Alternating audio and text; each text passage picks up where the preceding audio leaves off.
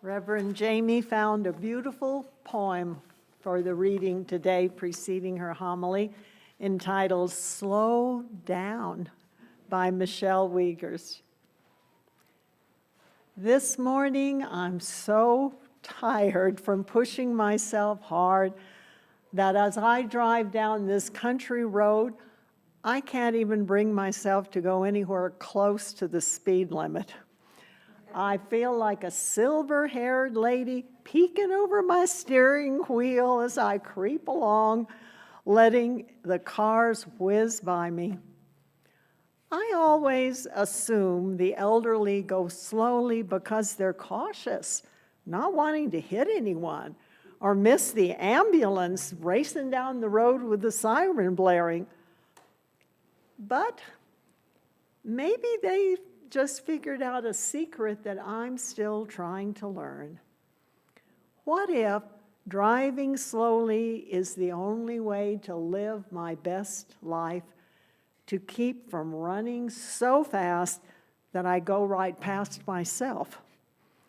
Running by the small child inside who seeks to fill herself with wonder, passing up the chance for rest, for play, to slow myself long enough to notice how pleasant the rain sounds dripping onto the roof of that house next door. Tiny wet whispers tapping those few remaining leaves clinging to the maple in my backyard. An almost silent thrumming slowing down my weary soul. The steady, slow chime of church bells ringing in the distance in this moment, reminding me I've already been given all that I need.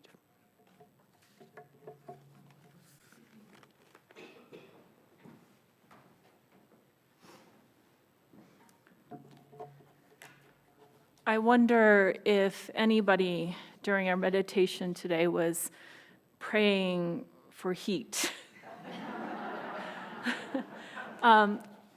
It's chilly this morning, so let's move a little bit before I get into my talk. Let's wiggle and rub our hands and get that energy, get our spirits to come alive.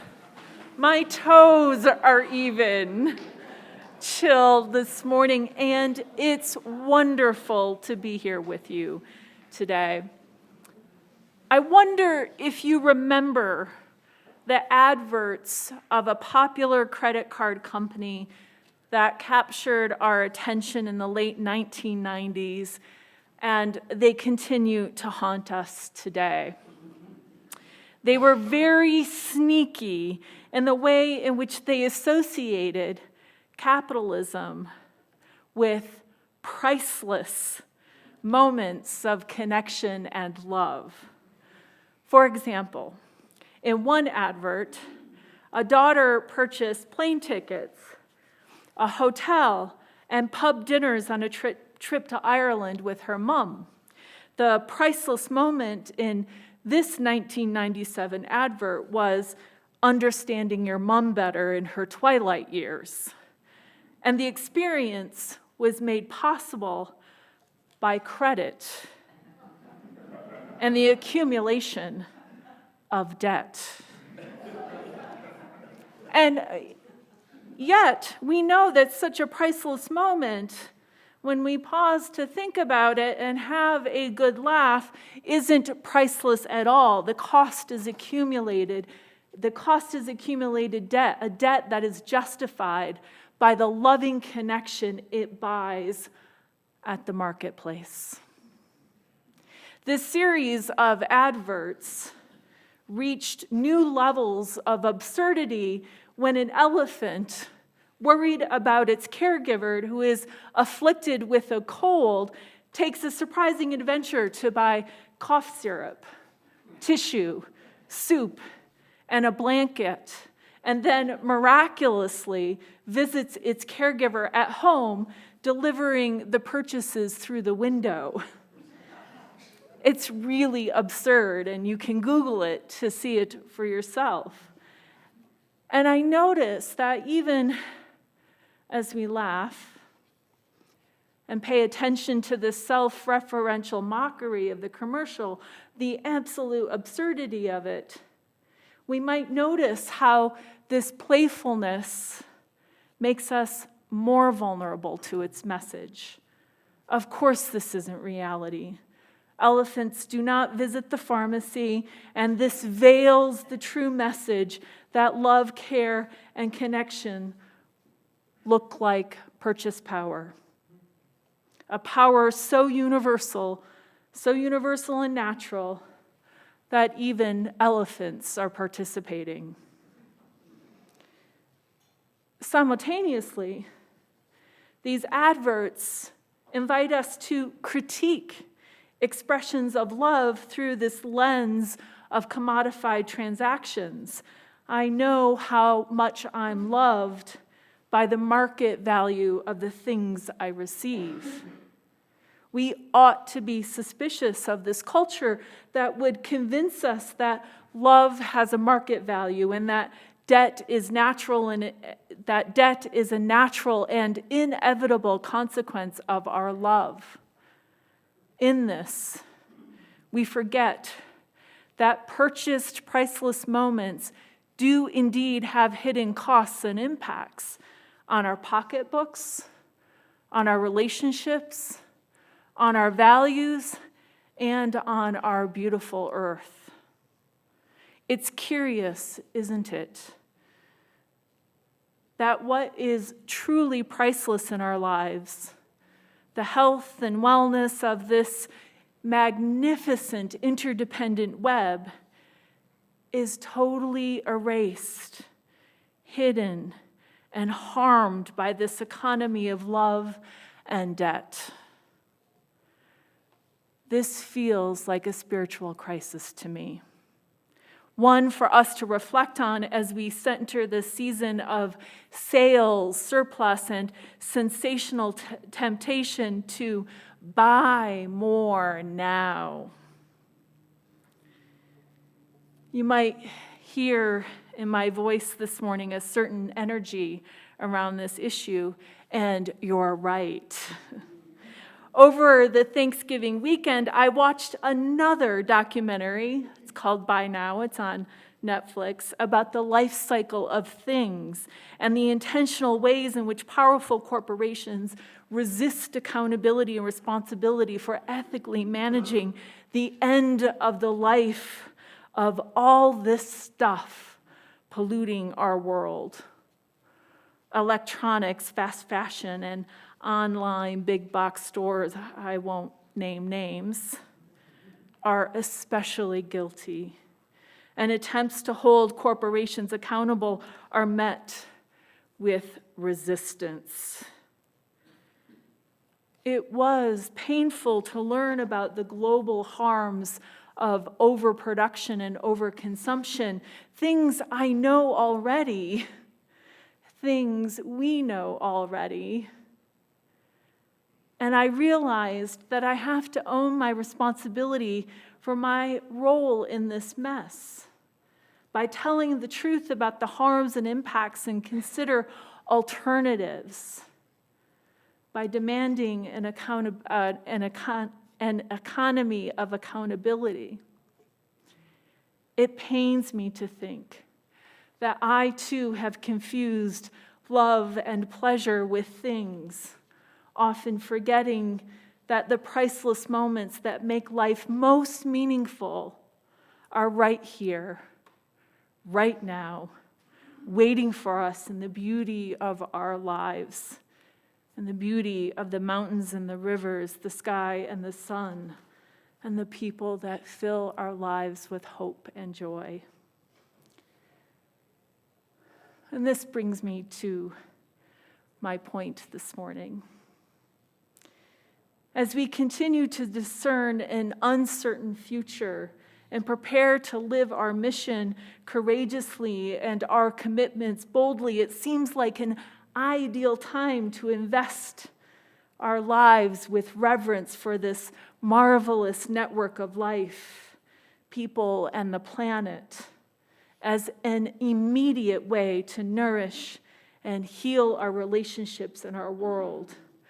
We can slow down and savor our lives, choosing to give generously and mindfully as we are inspired as an extension of our values to create a better world, to feed the hungry, to protect people and the earth, as a way of living love in our communities.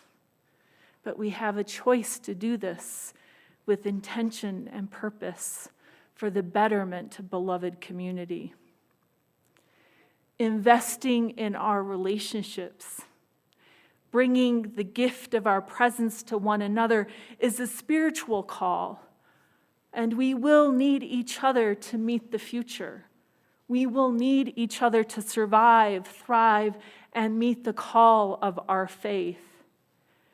Just as it is easy to disappear the impact of overconsumption on our planet, it is easy to disappear that we are all connected. Rugged individualism is a very seductive and convincing worldview.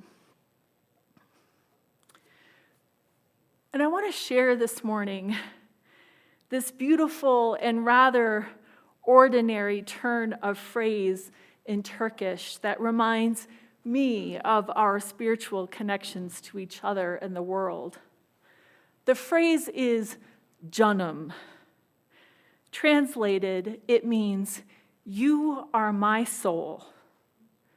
It is typically used as a term of endearment and closeness between friends, family, associates, even pets. I call my cats canım all the time at home. They are my souls. What I appreciate about this phrase, and I use it a lot, is how it signals that our souls are connected. Our lives are connected. You are my soul, and I am your soul, and we discover our lives through each other. It is impossible to escape our interconnection and how it holds us in responsibility, love, and yes, hope.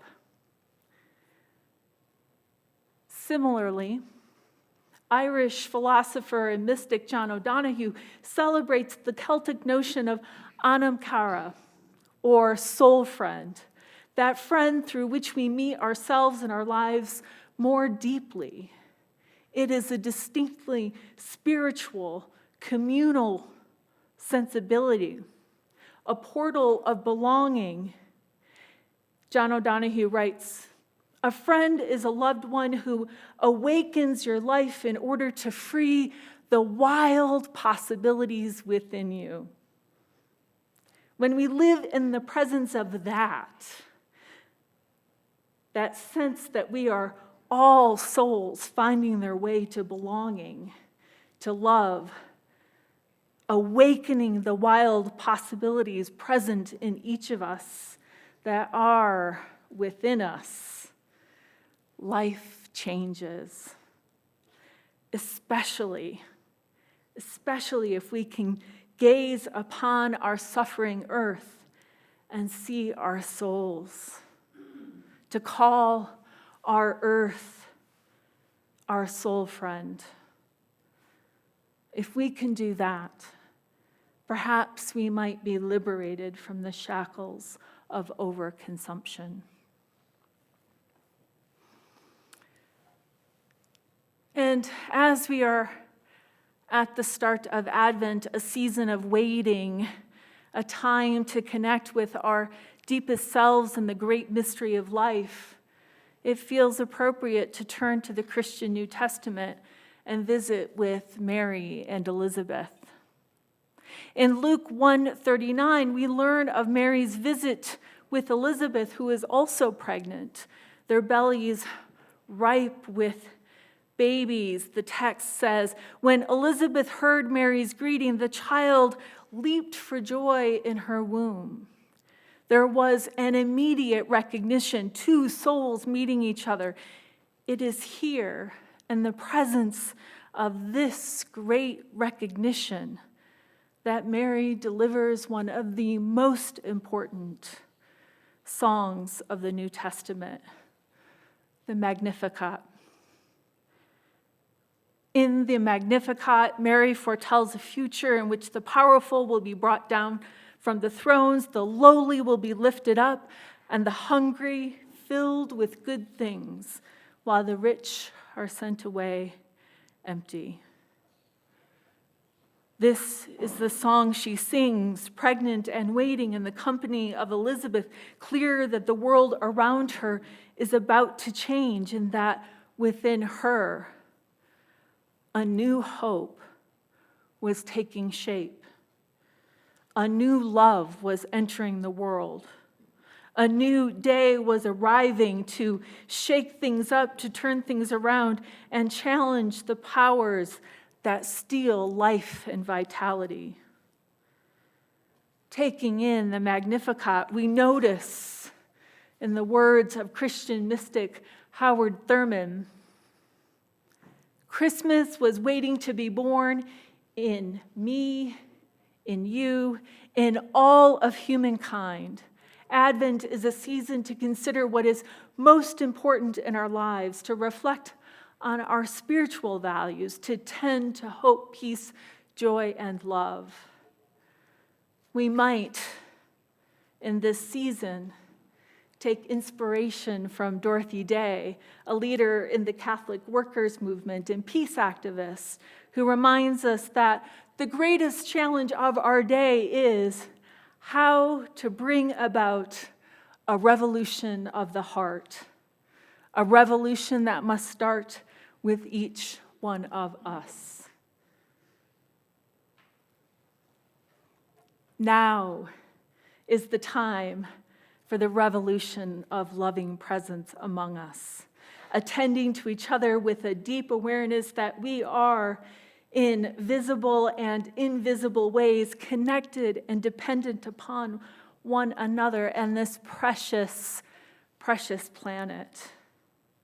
In this complicated season of magic, wonder, awe, and tender, patient waiting, let us tend to our world by offering the gift of our presence and our friendship to one another, by offering compassion and care as a revolution of the Spirit, a revolution that celebrates people and the earth over profit, and notices that the gift of our presence, the love we share with our soul friends, is indeed priceless.